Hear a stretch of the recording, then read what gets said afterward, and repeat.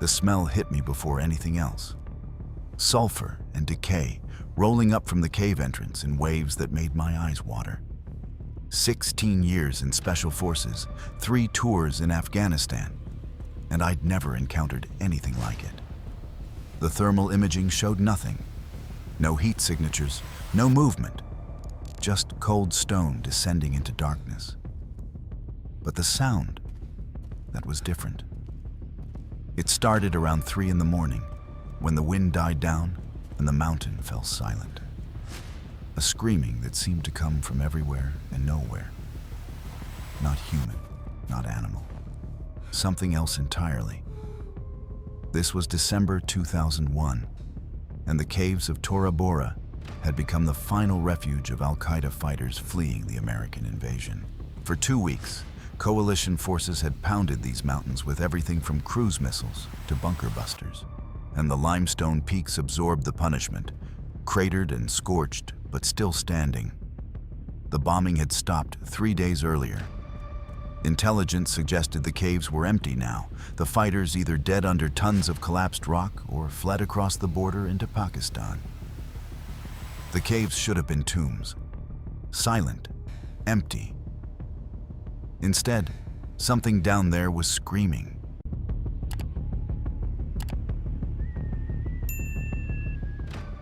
I stood at the main entrance as dawn approached, watching my breath frost in the thin mountain air. Altitude there pushed 12,000 feet. The cold cut through my gear, settled into my joints. Behind me, my team ran final equipment checks. Rodriguez, my second, worked through the comm system. Mitchell and Keller prepped the ropes and climbing gear. All of them could hear it. That sound rising from the depths. The first night, we dismissed it as wind through the tunnels. The second night, we'd considered it might be a wounded fighter, trapped somewhere in the collapsed sections. By the third night, after thermal scans showed nothing and acoustic analysis came back inconclusive, Command decided it needed investigation. The official mission brief was simple. Final sweep of the tunnel system, confirm no remaining hostile presence, catalog what could be salvaged for intelligence purposes. But I knew what they really wanted. They wanted to know what was making that sound.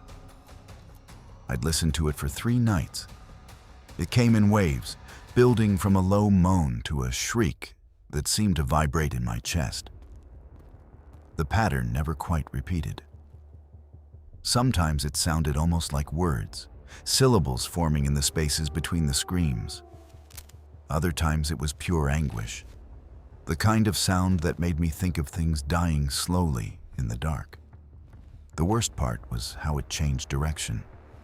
Acoustic analysis should have pinpointed a source, but the sound seemed to move through the mountain like water, flowing through passages that didn't exist on any map. One moment it echoed from the main tunnel. The next, it resonated from somewhere to the east, where satellite imagery showed nothing but solid rock. Rodriguez approached, his face drawn tight in the pre-dawn light. He didn't need to say anything, just nodded toward the cave entrance.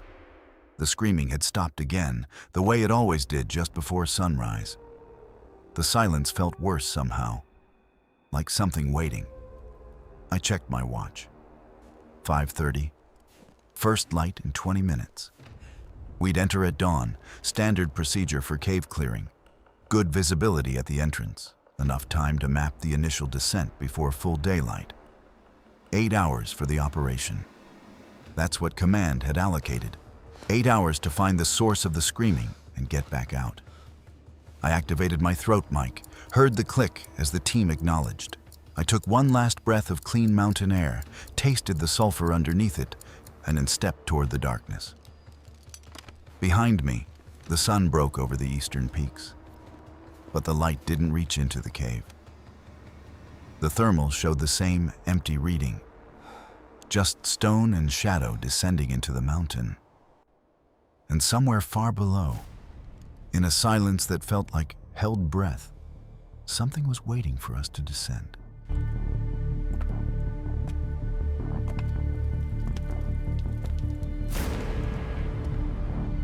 The first 50 feet went exactly as expected.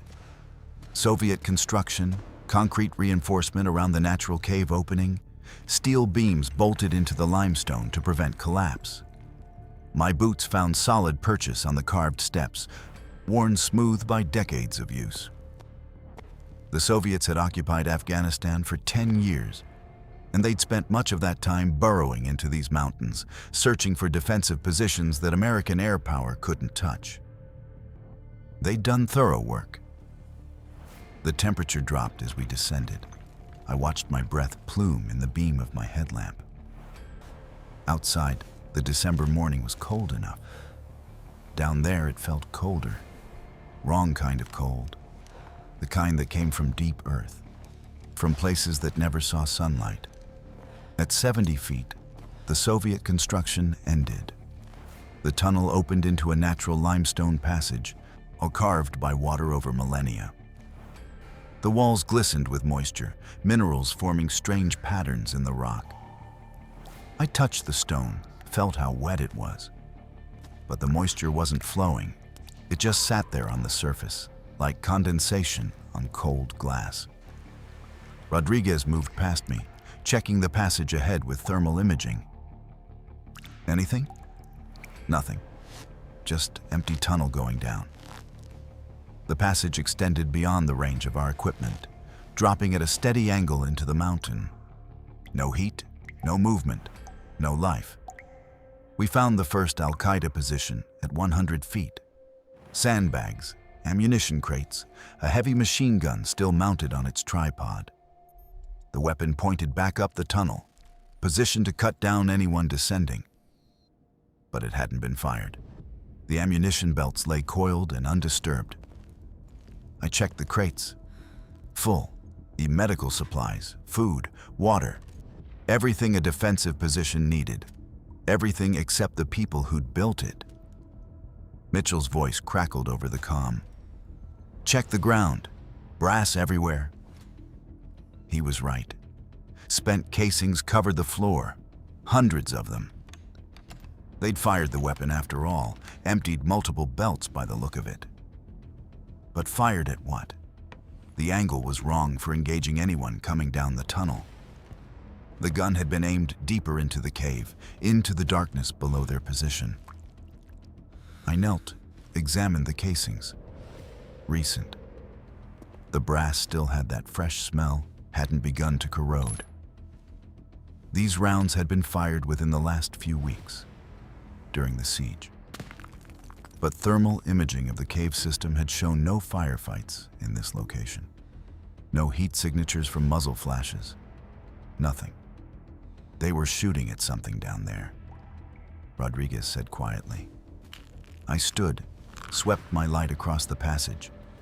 The walls showed impact marks, bullet strikes in the limestone, but the pattern made no sense. The rounds had hit everywhere, scattered across the walls and ceiling like someone firing blind into the dark. Panic fire. The kind of shooting that happened when discipline broke down and terror took over. Keller found the first marks 20 feet beyond the position. Sir, you need to see this. I moved up. Scratches in the stone, deep gouges that ran parallel to each other. 4 lines, evenly spaced. I ran my fingers along them. Whatever made these marks had cut into solid limestone. I'd seen claw marks before, big cats and bears, but nothing that could score rock like this. What the hell makes marks like that? Keller asked. I didn't answer. Didn't have an answer. The gouges continued down the passage, appearing every 10 or 15 feet. Always the same pattern, always cutting deep. In some places, the marks overlapped, like whatever made them had passed this way multiple times. At 200 feet, the tunnel branched. 3 passages leading deeper, all natural formations, all descending at different angles. I called a halt, studied the junction. The Soviet maps showed only the main tunnel. These branches weren't documented. Either the Soviets never found them, or they'd found them and decided not to explore further. The smell was stronger there. that sulfur and rot combination, thick enough to taste. But there was something else underneath it, something organic. I'd smelled plenty of corpses in my career. This wasn't quite that. This was older, like something that had been dead for a very long time. Rodriguez scanned all 3 passages with thermal. Still nothing. Nothing on thermal. But listen. He switched to audio detection. The equipment registered something. A low-frequency sound, barely audible, coming from all 3 tunnels simultaneously. Not the screaming we'd heard from the surface. This was deeper. A vibration more than a sound. I felt it in my bones.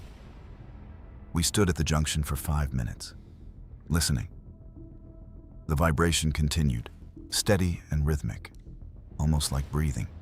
Deep, slow breaths from somewhere far below. That sound like breathing to you? Mitchell asked. Yeah, it does. I made the decision. We'd split into pairs. Rodriguez and I would take the left passage. Mitchell and Keller would take the center. The right passage would wait. 8 hours for the operation, and we'd already burned one. We needed to move. 2 hours down, then back to this point. No exceptions. Copy that, Mitchell said. Rodriguez didn't argue, but I saw the tension in his shoulders as we prepped the gear. Mitchell and Keller moved to their tunnel without further comment. Professional, disciplined, exactly what I expected from my team. But as we separated, I noticed something. The claw marks in the stone, the deep gouges we'd been following. At the junction, they didn't continue down just one passage. They went down all 3. Whatever had made those marks hadn't chosen a path. It had gone everywhere. I activated my comm, confirmed Mitchell's team was ready. The plan was simple. Descend for 2 hours, map what we found, then return to the junction. Straightforward cave clearing, the same as we'd done in a dozen other locations. I looked down the left passage. My headlamp beam died in the darkness after 30 feet. Thermal showed nothing. Audio detection registered only that deep vibration, that slow breathing sound. Stay close, I told Rodriguez, not planning on going anywhere else. He moved ahead, and I followed. Behind us, the junction faded into shadow. The last thing I saw before the darkness swallowed us completely was Mitchell's light disappearing down the center passage. The last thing I heard was that breathing sound, getting louder with every step we took deeper into the mountain.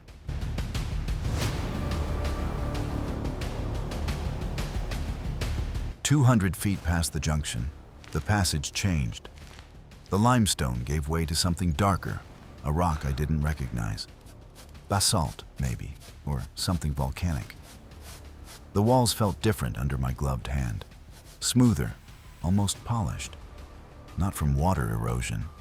This was deliberate, worked stone. Rodriguez stopped ahead of me. "Chen, look at this." I moved up beside him. His light played across the surface, catching markings. Not the claw gouges we'd been following. These were carved. Deliberate symbols cut into the rock in patterns that repeated every few feet. Not Arabic, not Cyrillic, not any alphabet I recognized. You ever seen writing like this? No. And I've seen a lot of old scripts. This predates anything I know. The temperature had dropped 20 degrees since the junction. My breath frosted white in my headlamp beam. My fingers were going numb inside my gloves. In December, Afghanistan, 200 feet underground, the earth should hold residual warmth, geothermal heat. But this cold felt wrong. It felt old. Rodriguez knelt beside the wall, traced one of the symbols with his finger. Before joining Special Forces, he'd done 2 years of graduate work in archaeology. Ancient Near East, pre-Islamic civilizations. He'd walked away from academia for reasons he never discussed. but the knowledge stayed with him. I watched him study the markings, saw his expression shift from curiosity to confusion to something that looked like fear. This style, it's like proto-Elamite. 4,000 years old, maybe older. But it's not Elamite, it's something else. Something that came before. We continued down. The carved symbols covered every surface now. Dense patterns that made my eyes hurt if I looked too long. The passage widened into a chamber, circular, about 30 feet across. The ceiling rose beyond the reach of our lights. The walls were covered floor to ceiling in the same script.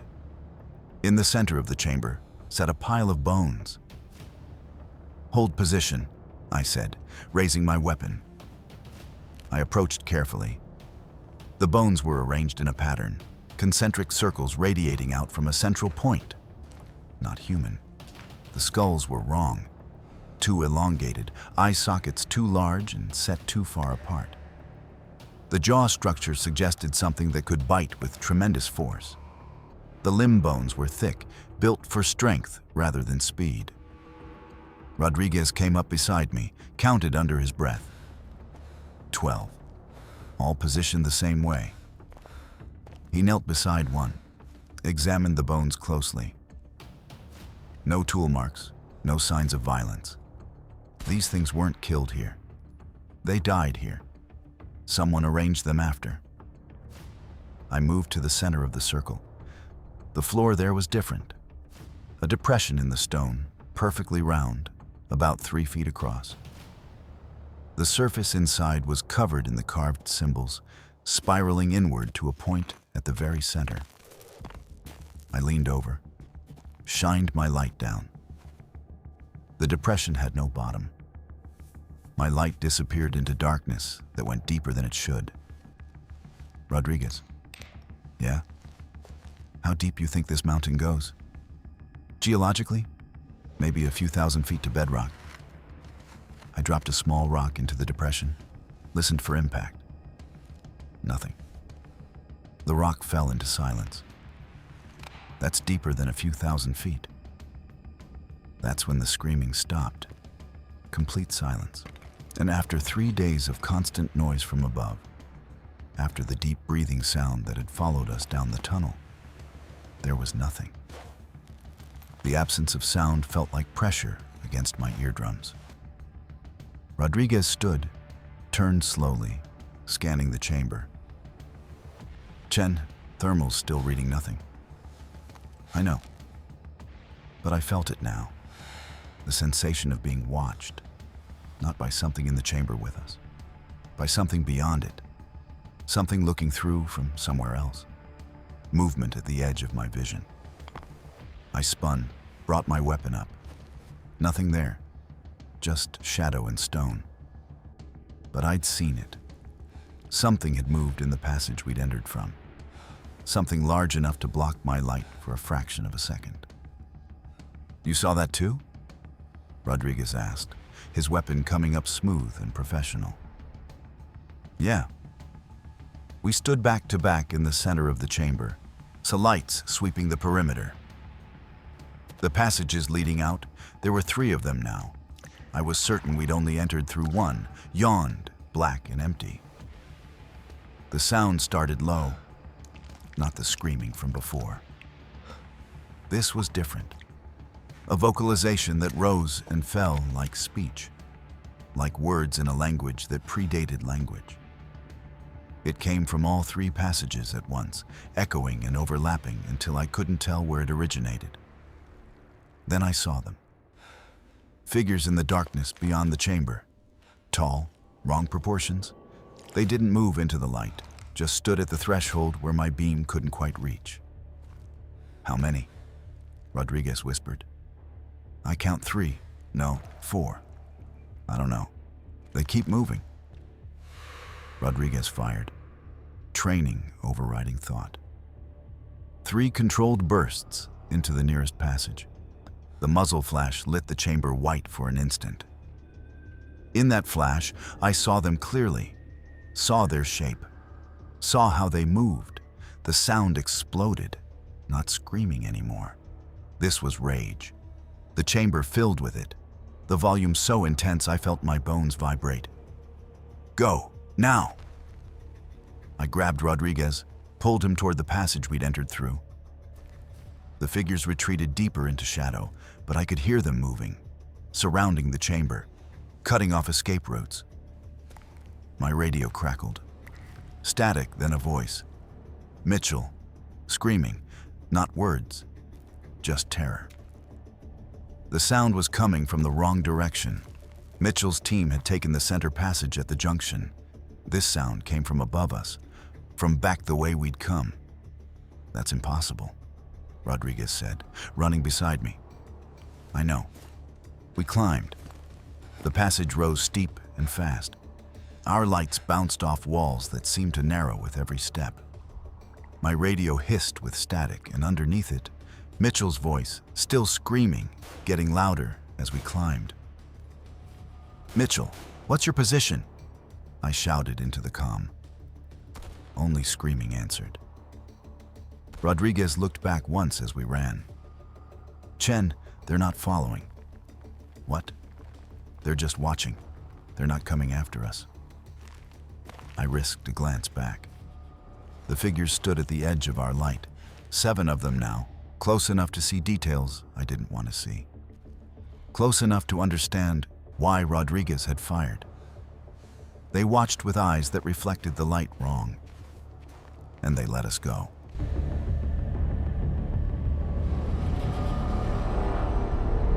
We reached the junction 12 minutes later. Mitchell and Keller were already there, backs against the wall, weapons raised. Mitchell's eyes were wide, unfocused. He wasn't looking at us. He was looking through us, at something only he could see. "Mitchell, report," I said. He didn't respond, didn't even blink. Keller's hands shook as he lowered his rifle. "He hasn't said a word since we came up. Won't talk, won't acknowledge anything, just keeps staring like that." "What happened down there?" "I don't know. We were maybe 300 feet down when he just stopped. Started breathing heavy. Then he saw something and fired his whole magazine into the dark. I tried to pull him back, but he wouldn't move. Just kept staring at the wall. Then he turned and ran. I barely kept up with him." Rodriguez checked Mitchell's vitals. He shined a light in his eyes. Pupils responsive. Heart rate elevated but not dangerous. No visible injuries. "Mitchell," I said again, putting my hand on his shoulder. He flinched, finally focused on my face. "They were here first," he whispered. "We woke them up." "Who? Who was there first?" But he was gone again, eyes distant, breathing shallow. We made it to the surface by 900 hours. The medic examined Mitchell, found nothing physically wrong. No wounds, no signs of trauma. Just shock. Deep shock that wouldn't break. "Recommend medevac," the medic said. "He needs psych evaluation." "Not yet," I told him. "Give him until nightfall. Sometimes these things work themselves out." Command wanted us back in the caves at dawn the next day. Mission incomplete. The screaming had started again at sunset, louder than before, and they wanted answers. I told them we'd need fresh equipment, time to review what we'd found. What I really needed was time to review Mitchell's helmet cam footage. I spent 3 hours in the command tent going through the recording. Standard tunnel exploration for the first 40 minutes. Nothing unusual. Then the thermal imaging started showing something strange. A heat signature, but not from anything visible. The temperature in the tunnel spiked 15 degrees in the span of 30 seconds. The camera showed empty passage. The thermal showed a massive heat source directly in front of Mitchell. His vitals went critical. Heart rate jumped to 160. Breathing became erratic. The audio captured his weapon firing, 9 rounds in rapid succession. The camera angle jerked wildly, showed the ceiling, the walls, the floor. When it stabilized, Mitchell was running. But before he ran, For just 3 seconds, the camera pointed back down the tunnel. The thermal showed the heat signature moving toward him. Fast. Whatever it was had mass, had temperature, but no visible form on the regular camera. The audio was worse.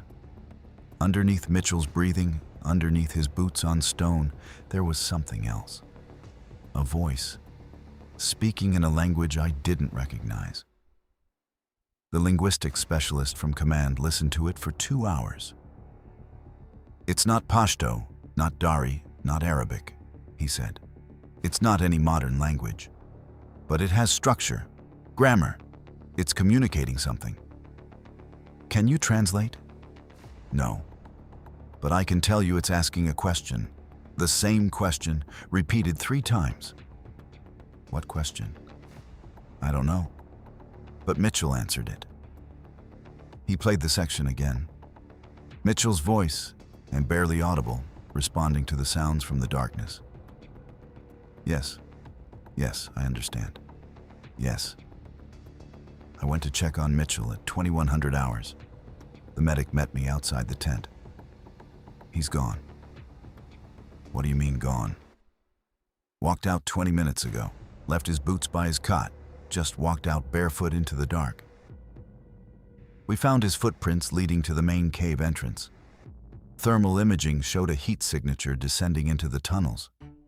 Mitchell was going back down. "Get 4 volunteers," I told Rodriguez. "We're going after him." "Chen, maybe we should let him go. Maybe that's what he wants. He's one of ours.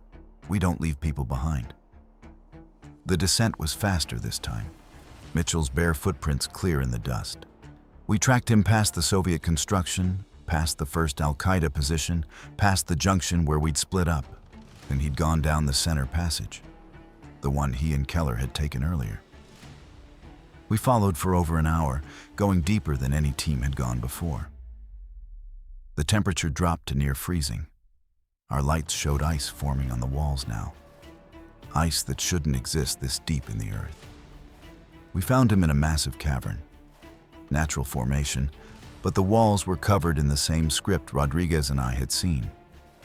The symbols glowed faintly, some kind of phosphorescence in the rock.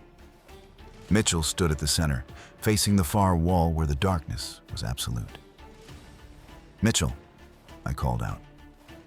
He turned slowly. His eyes were different. The color was wrong. The reflection wasn't right. "You shouldn't have come," he said. His voice sounded hollow, like it was coming from somewhere else. "We're taking you back." "Back to what? The surface?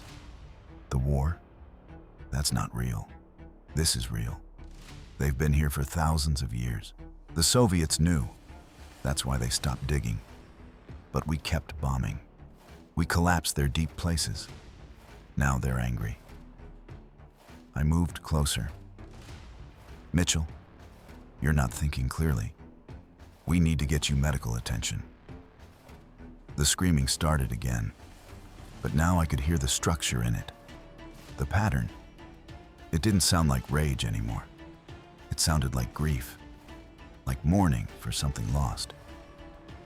"They want us to leave," Mitchell said. "The mountain is theirs. We're digging into their home. They showed me what was here before us, before the Soviets, before Alexander, before anything human touched these mountains. They were here first." He walked toward the far wall. "Mitchell, stop." He didn't stop, just kept walking into the darkness beyond our lights. I grabbed his arm. He was stronger than he should be, burning hot to the touch even through my gloves. He pulled free easily. "Tell them I'm sorry," he said. "Tell them we didn't know." Then he ran, into the darkness, where our lights couldn't reach.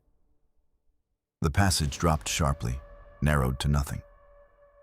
We heard him falling for too long, too far. Then silence. Rodriguez started forward, but I stopped him. "It's too narrow. We can't follow." We stood there for 10 minutes, calling Mitchell's name into the dark. Nothing answered. Finally, I made the call. We're leaving. As we climbed back toward the surface, I heard something behind us, not following, just there, watching us retreat. And I knew, somehow, that Mitchell wasn't dead. He was somewhere else now, somewhere we couldn't reach.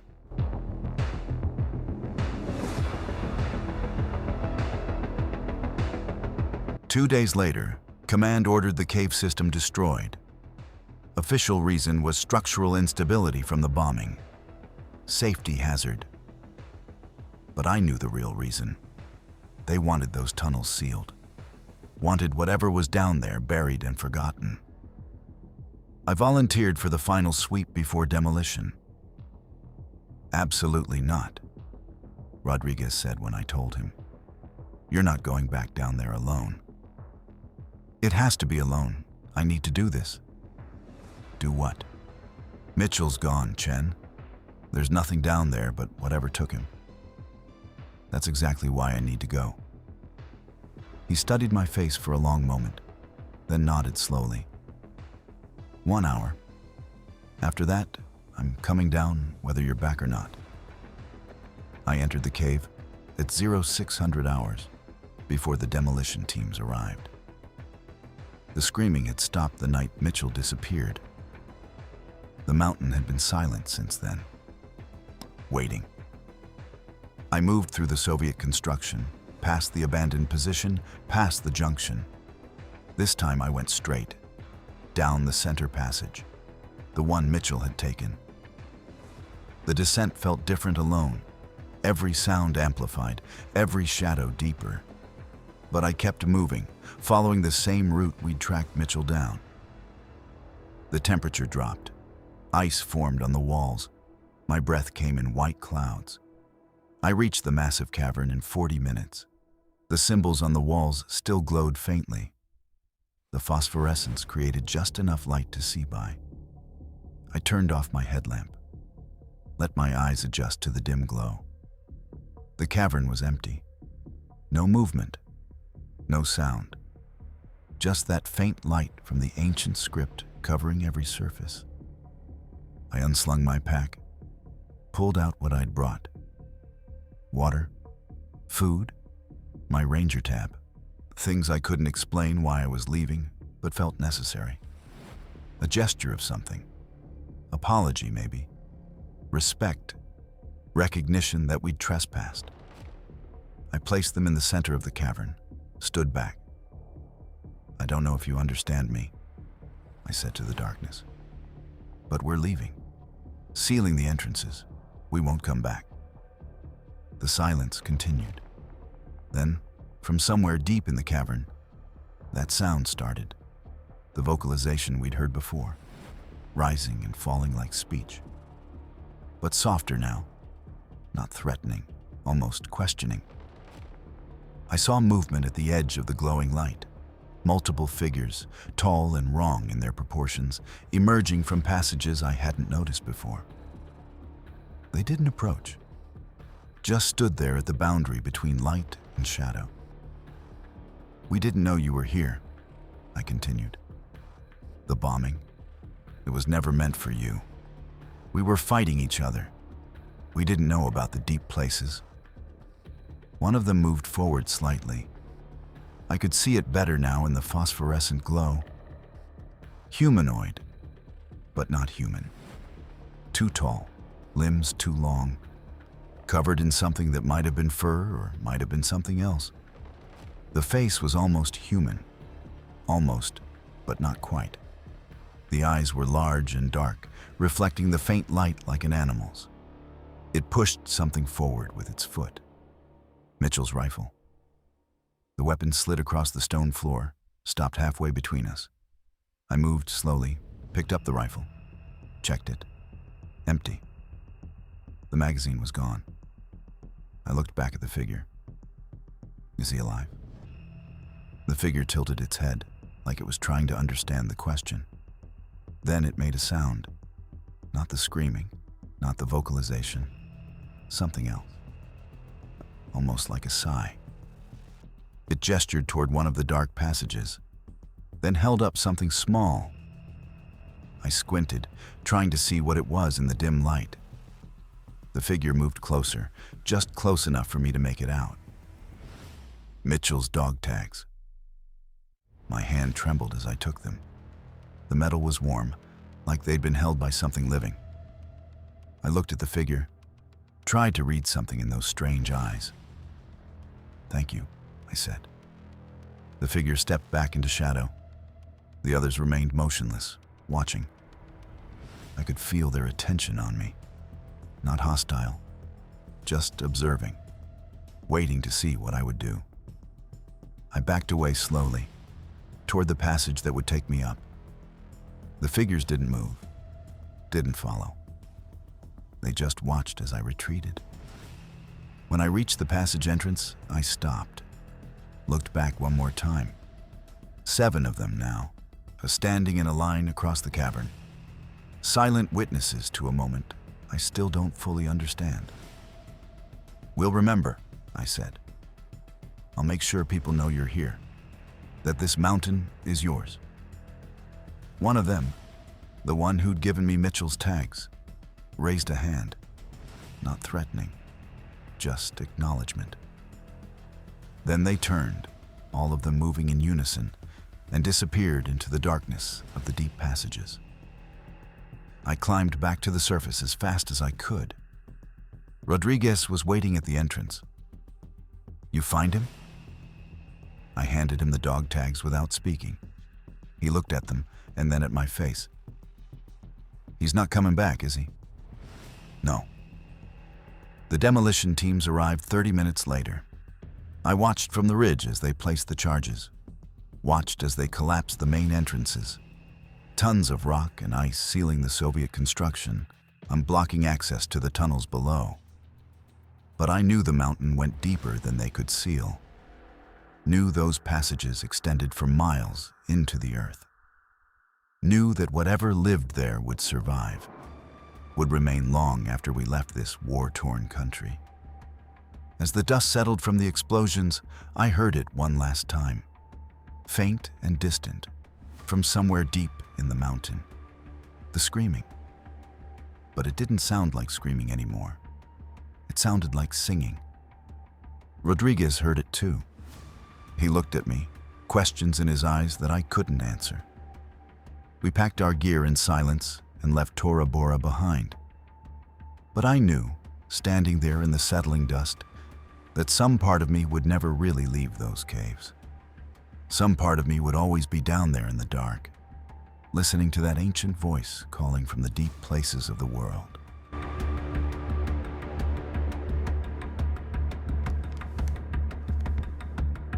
Six months later, I received my medical discharge. Official reason was combat stress. The real reason was my insistence on amending the after-action report. I wanted Mitchell's file to reflect what actually happened down there. Command wasn't interested in the truth. They wanted the cave sealed and the story buried with them. Mitchell was listed as killed in action, body not recovered. My account of the entities was rejected, sealed, and classified. I was told to let it go. Move on. Forget what I'd seen in those tunnels. I tried, for about 3 weeks. Then I got the news about Rodriguez. Dead. Officially ruled a suicide.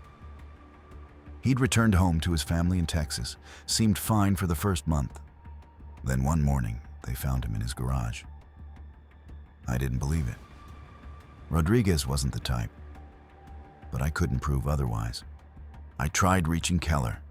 His family said he wasn't taking calls, dealing with things. They wouldn't say what things, wouldn't give me any way to contact him. I stopped trying after the 4th attempt. Alone with my questions, I started researching. The Bora region had legends going back centuries. Local Pashtun tribes avoided certain valleys. Old men in the villages told stories about the whistlers who lived under the mountains.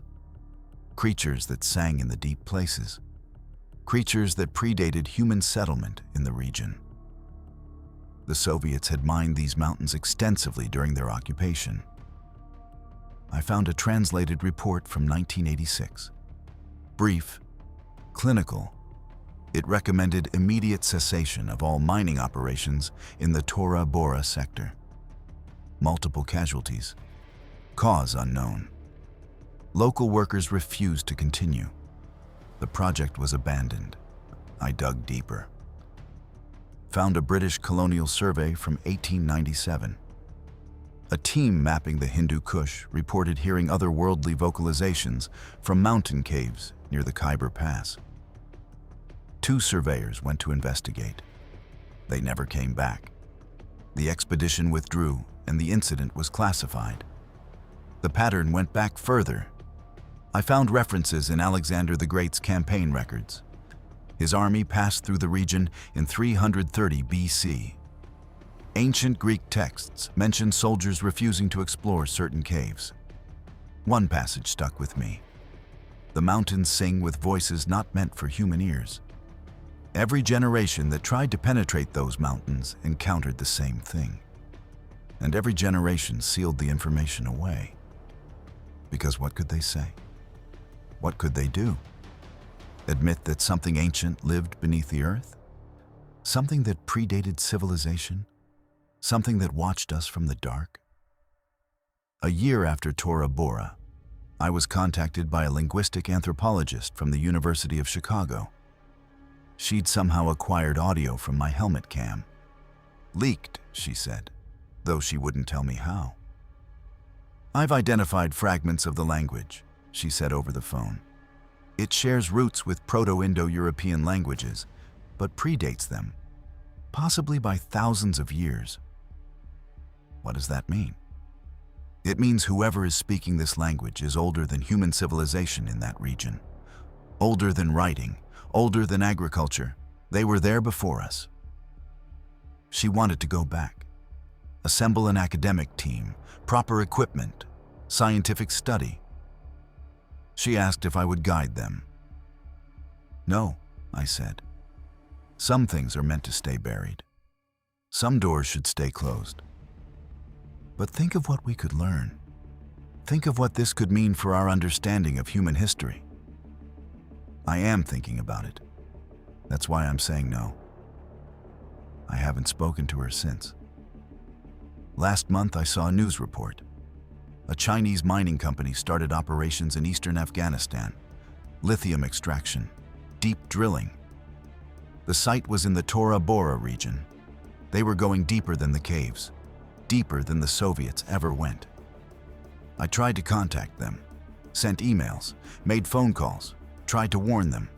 They dismissed me as a crazy veteran. PTSD trauma, no credible evidence. 2 months into their operation, the drilling stopped. Small news item, barely noticed. Multiple workers hospitalized for acoustic trauma from unknown source. 3 workers missing, presumed fled. I know they didn't flee. I dream about the cave sometimes. In the dreams, I'm back in that deep chamber. The figures are there, watching from the shadows. And one of them is Mitchell's face. But when it speaks, it's not Mitchell's voice anymore.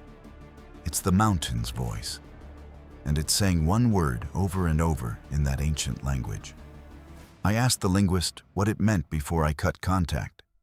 She said it translates roughly to remember, or possibly warning. In that language, she said, the word is the same for both.